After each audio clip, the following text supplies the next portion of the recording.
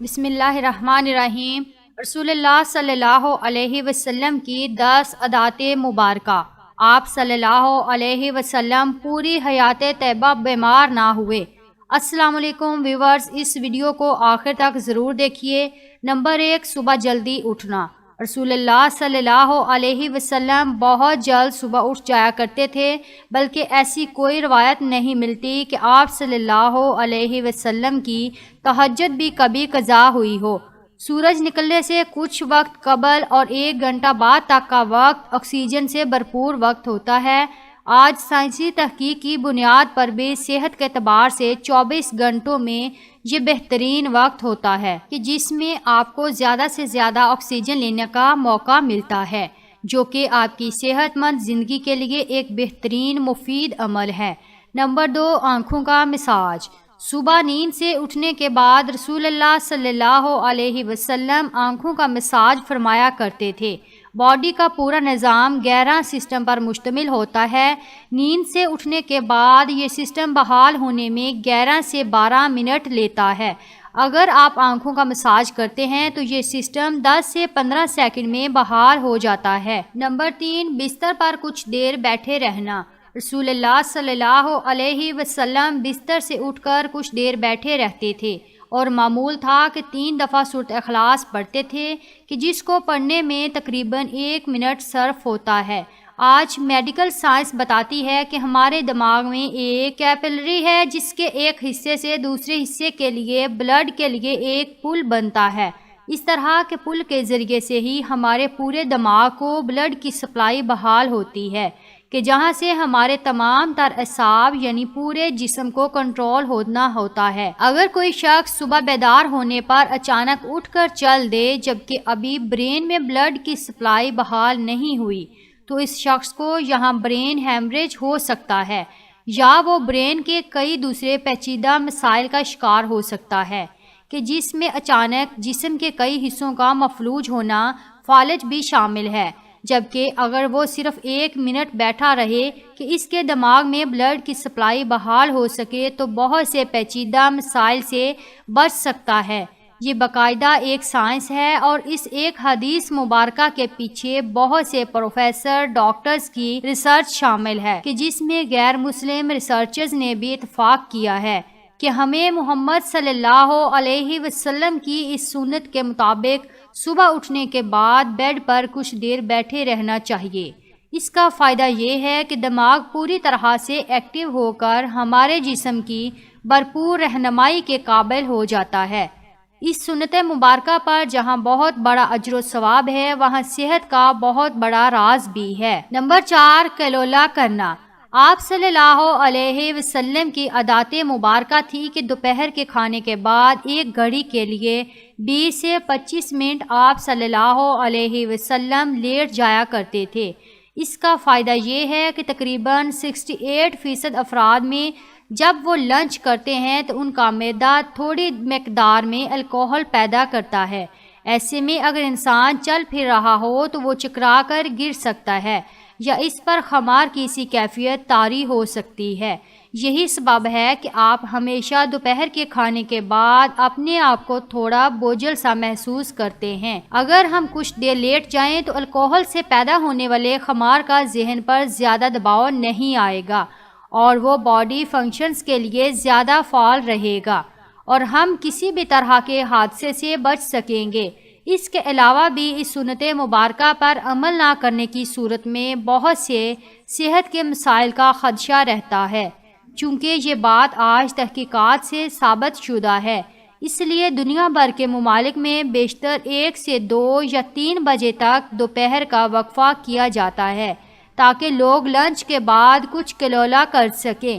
آج پورا یورپ رسول اللہ صلی اللہ علیہ وسلم کی سنت کو عموماً اپنائے ہوئے ہیں، اور پورے یورپ میں دوپہر 1 سے 3 بجے تک کا وقفہ ہوتا ہے۔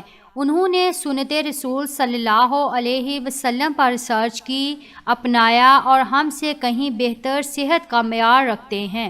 نمبر 5، کھانے سے پہلے پھل نوش فرمانا۔ رسول اللہ صلی اللہ علیہ وسلم ہمیشہ کھانا کھانے سے پہلے فروٹ نوش فرمایا کرتے تھے۔ آپ صلی اللہ علیہ وسلم کی عادت مبارکہ تھی کہ آپ کھانے کے بعد پھل نوش نہ فرماتے تھے۔ مختلف پھلوں میں 90 سے 99% تک پانی کی مقدار ہوتی ہے۔ آپ صلی اللہ علیہ وسلم نے چونکہ کھانا کھانے کے بعد پانی پینے سے منع فرمایا ہے، جبکہ کھانے سے قبل پانی پینے کی ترغیب دلائی ہے۔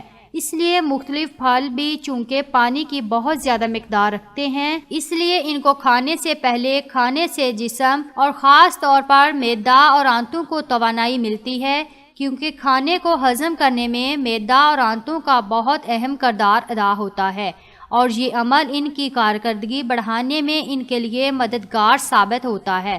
اور یہ بات بھی سائنسی مشاہدات سے ثابت شدہ ہے، فروٹ میں موجود غذائیت سے خالی معدے کو زیادہ فائدہ ہوتا ہے۔ نمبر 6، غذا کے بعد پانی نہ پینا۔ رسول اللہ صلی اللہ علیہ وسلم کبھی بھی کھانے کے بعد پانی نہ پیتے تھے۔ آج علم و تحقیق سے جو باتیں سامنے آئی ہیں، ان سے پتہ چلتا ہے کہ اس سنت مبارکہ پر عمل نہ کرنے کے اس قدر نقصانات ہیں کہ گمان بھی نہیں کیا جا سکتا۔ جب ہم کھانے کے بعد پانی پیتے ہیں تو کھانے میں جس قدر بھی فیٹس ہوتے ہیں وہ کھانے سے نکل کر معدے کے اوپر والے حصے کی طرف آ جاتے ہیں۔ باقی کھانا ہاضمے کے دوسرے مرحلے کے لیے چھوٹی آنت میں چلا جاتا ہے، اور اس طرح معدے میں رہ جانے والا فیٹ اور پروٹین معدے کے اندر انتہائی نقصان دہ گیسز پیدا کرتے ہیں، جبکہ ان سب کو کھانے کے ساتھ مکس ہو کر نظام ہضم کے اگلے مرحلے میں جانا تھا۔ ہم نے پانی پی لیا یا فروٹ کھا لیا تو یہ ہماری صحت کی بربادی کے لیے معدے ہی میں رہ گئے۔ ایک حدیث رسول اللہ صلی اللہ علیہ وسلم کا مفہوم ہے کہ اگر کھانا کھا لینے کے بعد پانی کی حاجت ہو تو محض چند ایک گھونٹ لے لو اور اس کے بعد روٹی کا ایک لقمہ کھا لو۔ جاپانی ریسرچ ہے کہ کھانے کے بعد پانی پینے سے جو فیٹ اوپر آ رہے تھے اور آپ نے جو بعد میں لقمہ کھا لیا تو فیٹس کے اوپر آنے کا سلسلہ نہ صرف وہیں رک جاتا ہے بلکہ وہ دوبارہ غذا کا حصہ بن جاتے ہیں۔ اس لیے کھانا کھانے کے بعد پانی ہرگز نہیں پینا چاہیے، جو کہ پیٹ میں نہ صرف گیسز، تیزابیت، بدہضمی کا باعث بنتے ہیں بلکہ بہت سے دل کے امراض کا تعلق بھی اس سنت مبارکہ پر عمل نہ کرنے کے سبب سے ہی ہے۔ نمبر 7، وضو۔ ہم دن میں 5 فرض نمازوں کے لیے کم سے کم 5 بار وضو کرتے ہیں، کیونکہ وضو کے بغیر نماز نہیں ہوتی، اور منہ، ناک، ہاتھ، بازو، سر اور پاؤں دھوئے بغیر وضو نہیں ہوتا۔ یعنی دن میں 5 بار ہم جسم کے ان تمام اعضاء کو دھوتے ہیں۔ وضو میں ہم جسم کے تمام ظاہری اعضاء دھوتے ہیں کہ جن پر مٹی اور کاربن لگ جاتی ہے۔ آج سائنسی مشاہدات یہ بات ثابت کرتے ہیں کہ جسم کے جن اعضاء پر مٹی یا کاربن لگ جاتی ہے تو اگر ان کو صاف نہ کیا جائے اور وہ جسم کے اس حصے پر زیادہ دیر لگے رہیں تو ان اعضاء اور دماغ کا کنیکشن کمزور ہو جاتا ہے، یعنی جسم کا اعصابی نظام کمزور ہو جاتا ہے، چونکہ وہ مسلسل دماغ کو یہ پیغام بھیج رہے ہوتے ہیں کہ جسم پر کوئی چیز آ گئی ہے اور اس کی صفائی کا اہتمام کیا جائے۔ اگر ایک شخص صبح منہ دھوتا ہے اور اس کے بعد شام میں آ کر دھوتا ہے تو اس کے اعضاء اور دماغ کا تعلق کمزور پڑ جاتا ہے کہ جس سے بعد میں وہ بہت سے اعصابی مسائل کا شکار ہو سکتا ہے۔ اسلام کم از کم دن میں 5 بار آپ کے اعضاء کی صفائی کا بندوبست کرتا ہے، اور جمعے کے روز ناخن، زیر ناف اور بغلوں کے غیر ضروری بال کاٹنے سمیت مکمل صفائی کا اہتمام کرتا ہے۔ رسول اللہ صلی اللہ علیہ وسلم نے نہ صرف ایسا کرنے کا حکم فرمایا ہے بلکہ یہ سب آپ صلی اللہ علیہ وسلم کی سنت مبارکہ کا حصہ بھی ہے۔ نمبر 8، جلدی سونا۔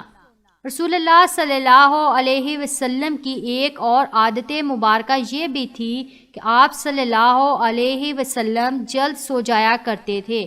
عموماً آپ صلی اللہ علیہ وسلم نماز عشاء کے بعد فوراً سو جاتے تھے، یعنی رات جلد سونا اور صبح جلد اٹھنا آپ صلی اللہ علیہ وسلم کے معمولات میں شامل تھا۔ ہماری بایولوجیکل واچ جو کہ ہمارے پورے جسم کے نظام کو منظم کرتی ہے، جب یہ باہر اندھیرا دیکھتی ہے تو یہ ہمارے جسم کو سونے کا سگنل دے دیتی ہے، جسم کو تیاری کے لیے یہ 1.5 سے 2 گھنٹے کا ٹائم دیتی ہے کہ اس وقت تک آپ کو لازمی سونا ہے۔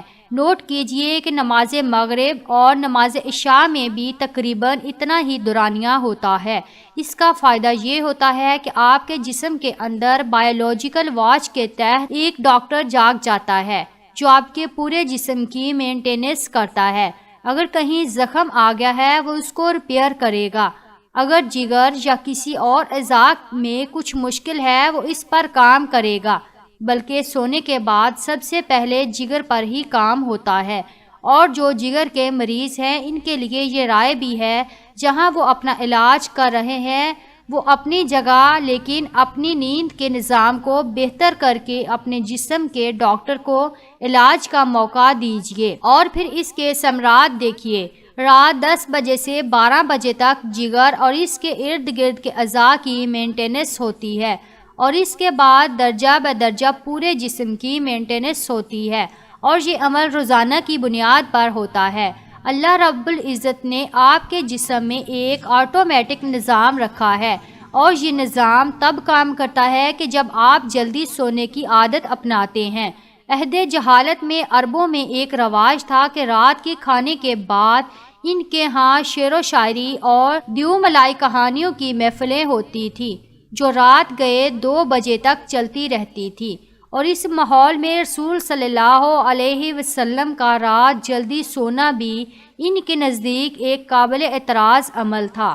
یہ تو عہد جہالت تھا، لیکن آج ماڈرن ایج کا دعویٰ کرنے والے ہم مسلمانوں کے ہاں بھی دیر تک جاگنے کو نہ صرف قابل اعتراض نہیں سمجھا جاتا بلکہ کچھ حد تک تو قابل فخر بھی جانا جاتا ہے۔ عہد جہالت کی محفلوں کی جگہ آج ماڈرن انٹرنیٹ اور سیٹلائٹ ٹیکنالوجی نے لے لی ہے، لیکن جلدی سونا رسول اللہ صلی اللہ علیہ وسلم کے معمولات میں سے تھا، کیونکہ جسم کے اندرونی ڈاکٹر کی افادیت سے واقف تھے، اور یہی وجہ ہے کہ پوری حیات مبارکہ میں رسول اللہ صلی اللہ علیہ وسلم ایک لمحے کے لیے بھی بیمار نہیں ہوئے۔ نمبر 9، مسواک کرنا۔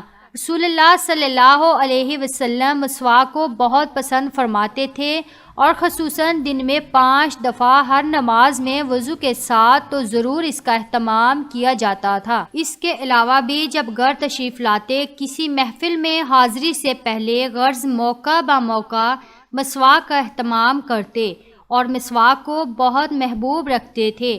ہوتا یہ ہے کہ جب ہم کھانا کھاتے ہیں تو دانتوں کے درمیان کھانے کے کچھ نہ کچھ ذرات ضرور رہ جاتے ہیں، اور کھانے کے 1 گھنٹے بعد ان میں بیکٹیریا پیدا ہو جاتے ہیں۔ محسوس کیجئے گا کہ دانتوں میں رہ جانے والے ذرات 2 گھنٹوں پر نرم ہو جاتے ہیں، اور اس کی وجہ یہ بیکٹیریا ہی ہیں۔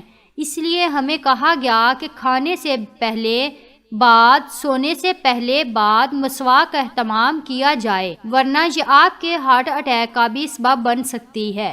آج امریکہ اور مغربی ممالک میں صبح اٹھتے بغیر دانت صاف منہ کیے بغیر کھانے پینے کا رواج عام ہے، جو ان میں طرح طرح کی بیماریوں کا سبب بن رہا ہے۔ آسٹریلیا کی ایک یونیورسٹی نے ہارٹ اٹیک کے 500 مریضوں پر ریسرچ کی۔ انہوں نے جہاں اور بہت سی وجوہات بیان کی، وہاں ایک کامن وجہ یہ بھی سامنے آئی کہ یہ لوگ ٹوتھ برش کرنے کے عادی نہ تھے۔ سبب ان کے دانتوں میں جمع میل پیٹ میں جا کر اس قدر ملٹی پلائی ہوا کہ وہ ہارٹ کے آرٹریز کو بلاک کرنے کا سبب بنا۔ ان کو ہارٹ اٹیک کا اصل سبب ان کے دانتوں کا میل تھا، جبکہ ہمیں رسول اللہ صلی اللہ علیہ وسلم مسواک کی اس حد تک تلقین فرمائی کہ ایک موقع پر فرمایا کہ اگر امت بار باری نہ ہوتا تو میں امت پر مسواک کو فرض قرار دے دیتا۔ آج کی ماڈرن سائنس یہ ثابت کر چکی ہے کہ جن لوگوں کو ٹوتھ برش زیادہ کرنے کی عادت ہوتی ہے ان کو غصہ کم آتا ہے، اور وہ اکثر ٹھنڈے مزاج پرسکون رہتے ہیں۔ جس شخص کو زیادہ غصہ آتا ہو، بلڈ پریشر اکثر ہائی رہتا ہو، طبیعت میں بے چینی، تو وہ زیادہ سے زیادہ مسواک کیا کرے۔ 2-3 ماہ ہی میں وہ اس کے حیران کن معجزاتی اثرات پائے گا۔ نمبر 10، ہفتے میں 2 روزے۔ رسول اللہ صلی اللہ علیہ وسلم کے معمولات میں پیر اور جمعرات کا روزہ بھی شامل تھا۔ اور آپ صلی اللہ علیہ وسلم نے ان روزوں کو رکھنے کی ترغیب بھی دلائی، یعنی کہ ہفتے میں 2 روزے۔ رسول اللہ صلی اللہ علیہ وسلم کا قول مبارک ہے کہ مسلمان 1 آنت میں کھانا کھاتا ہے جبکہ کافر 3 آنت میں، اور ہمیں نصیحت فرمائی کہ جب خوب بھوک لگے تو کھانا کھاؤ اور ابھی بھوک باقی ہو تو چھوڑ دو۔ یہ عمل آج جدید میڈیکل کی زبان میں آٹوفیجیا کہلاتا ہے۔ یہ انسانی جسم کو صحت مند رکھنے کا بہت عظیم راز ہے۔ ہوتا یہ ہے کہ جب ہم معمول کے مطابق اپنی ضرورت سے زیادہ کھانا کھاتے رہتے ہیں تو جسم میں ایکسٹرا پروٹین فیٹس اکٹھے ہو جاتے ہیں، جو کہ جسم کی ضرورت سے زیادہ ہونے کے سبب جسم میں زہر کا کردار ادا کرتے ہیں اور مختلف بیماریوں کا سبب بنتے ہیں۔ آج کی عام بیماریاں شوگر، کولیسٹرول اور بلڈ پریشر کا بنیادی سبب یہی ایکسٹرا فیٹس ہی بنتے ہیں۔ جب آپ کو بھوک لگتی ہے تو جسم کے ہنگر جوسز یعنی جسم میں کھانا ہضم کرنے کا خود کار نظام پوری طرح سے تیار ہو جاتا ہے۔ اگر ہم نے 100 لقمے کھانے تھے مگر 70 پر ہاتھ روک لیا تو باقی 30 لقمے کہ جن کی جسم کو ضرورت تھی، جسم وہ ضرورت ان ایکسٹرا پروٹین اور فیٹس کو کھا کر پورا کرتا ہے۔ جسم اپنے خود کار نظام کے تحت اکٹھے ہونے والے زہر کو ختم کرتا رہتا ہے اور آپ صحت مند رہتے ہیں۔ اب جب 3 روز کچھ کوتاہی ہو گئی اور آپ نے پیر کو روزہ رکھ لیا تو دن بھر کے طویل روزے کے باعث آٹوفیجیا کے عمل کو ایکٹیو ہونے کا بھرپور موقع ملتا ہے اور 3 روز کی کوتاہی کو وہ ریپیئر کر دیتا ہے۔ پھر 2 روز کے معمولات اور جمعرات کا پھر روزہ۔ جب یہ سنت رسول صلی اللہ علیہ وسلم آپ کے معمولات کا حصہ بن جاتی ہے تو بیماری پیدا کرنے والے سیل آٹوفیجیا کا عمل ہفتے میں 2 بار دہرائے جانے کے باعث اکٹھے ہی نہیں ہو پاتے اور آپ سدا صحت مند رہتے ہیں۔ آج ہم سائنسی تحقیقات پر بہت یقین رکھتے ہیں۔ کیا ہم اس انتظار میں ہیں کہ سائنس رسول اللہ صلی اللہ علیہ وسلم کی سنت مبارکہ کو پروف کرے تو ہم اللہ کے رسول صلی اللہ علیہ وسلم کی سنتوں پر عمل کرنا شروع کریں گے۔ حقیقت یہ ہے کہ سائنس رسول اللہ صلی اللہ علیہ وسلم کی سنتوں سے بہت پیچھے ہے اور آپ صلی اللہ علیہ وسلم کی ساری حیات طیبہ سنتیں ہمارے لیے مشعل راہ ہیں اور انہی میں ہمارے لیے دنیا آخرت کی کامیابیاں اور راحتیں ہیں۔ ترجمہ آیت: اے مسلمانوں، تمہارے لیے اللہ کے رسول صلی اللہ علیہ وسلم کی زندگی میں ایک بہترین نمونہ ہے۔ ویڈیو پسند آئے تو پلیز ویڈیو کو لائک کیجئے، آگے زیادہ سے زیادہ شیئر کیجئے اور کمنٹ باکس میں اپنی رائے کا اظہار ضرور کیجئے۔ شکریہ۔